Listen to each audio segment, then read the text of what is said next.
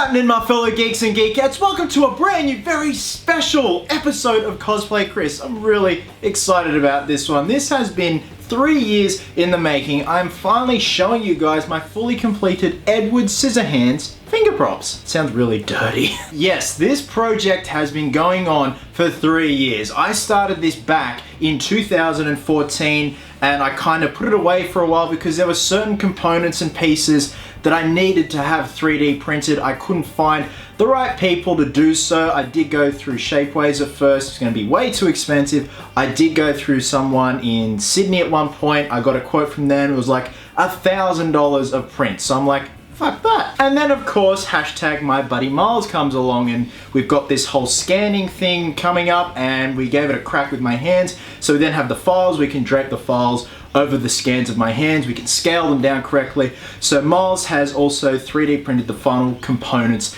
for the Scissorhands. They're finally completed, they're painted up, weathered, ready to go. So today's video is giving you guys a breakdown of all the components laid out just to show you guys the pre-assembly process. I'm gonna go through what each piece is made of, what I used. It's quite simple. Most of it is stuff I got from Bunnings or Lincraft or Spotlight or even thrift stores for pieces of leather off old jackets. I'm then gonna show you guys how I suit up in my civilian Edward gear. Now, what I mean by civilian Edward is that part in the film where he's wearing the suspenders and the pants and the shirt over his regular costume. I do have a bib that shows through to show the undersuit, and I'm gonna show you guys the two pieces that go into putting that together. I'm then gonna put the shirt, the suspenders, and the pants on, and then show you guys how I put the whole thing together in terms of bolting myself in, and I'm probably gonna need some assistance, so yeah, it can get tricky. And I really wanna try this 60 frames per second in 1080p on the 80D today, just get some nice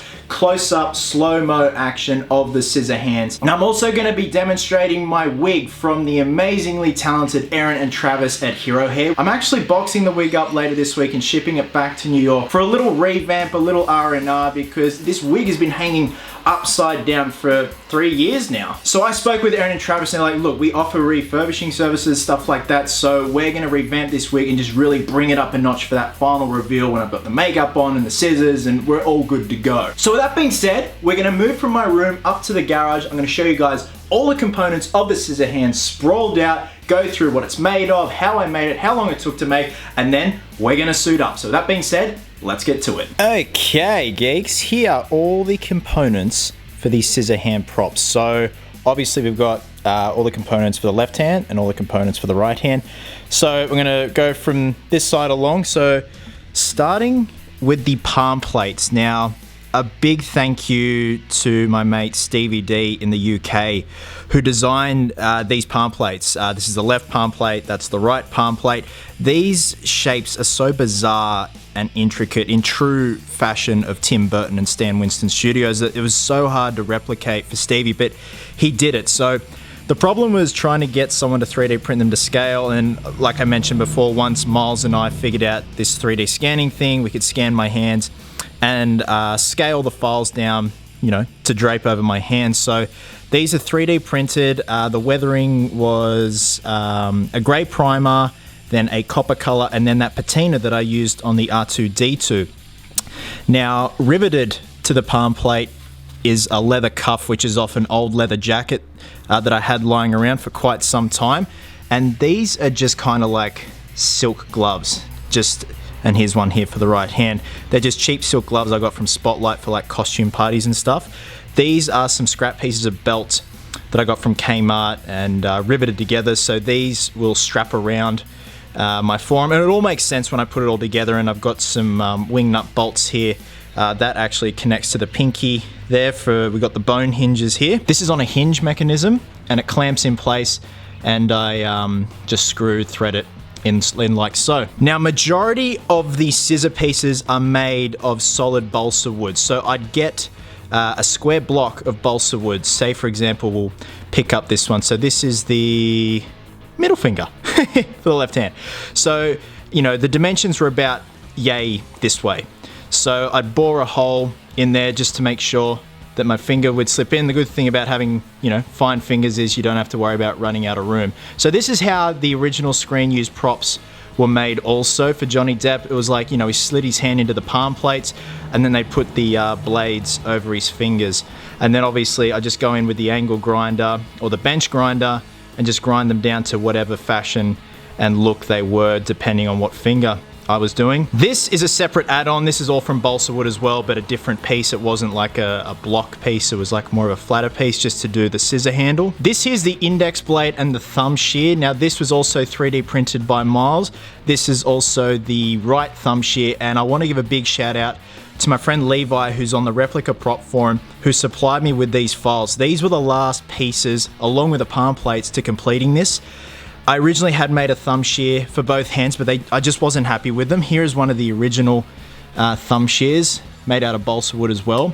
But Levi like completely went to town and just made them so much more accurate. So I bought the files off him, and a very big thank you to him, and Miles 3D printed them. So the index blade and the thumb shear are permanently linked together with this spring mechanism. And these bone hinges are actually from my NECA spider gremlin. They're the legs, and I kind of had to sacrifice them because they were just so accurate looking. I didn't want to, you know, hand sculpt them, cast them and all that. It was just easier just to get a figure that I had lying around and just utilize them. So this is the pinky blade, and it does have a bone hinge that will, like I said, bolt onto the side here of this strap. Now we've got all the components for the right hand here. So firstly I'll be slipping on this satin glove, then slipping over the palm plate here, which permanently has a blade fixed to it, and then I slide this over my index finger, and then it creates kind of, you know, the scissor effect. Of course, then we've got the little thumb shear there. So this has been permanently riveted in place through the bottom of the palm plate. Again, these are just cheap belts from Kmart that I strap around my wrist. This has also been permanently fixed in place on the palm plate, or the back of the leather cuff, I should say, with some elastic strapping, which is accurate to the film. You know, he's got all bits of cables and stuff attaching the shears themselves to the back of the prop and all the strapping area on his forearm. This is the ring finger blade. This is a big one, actually. That was a lot of work trying to get that bevel right. That was a lot of work on the bench grinder. And of course, we've got the pinky here.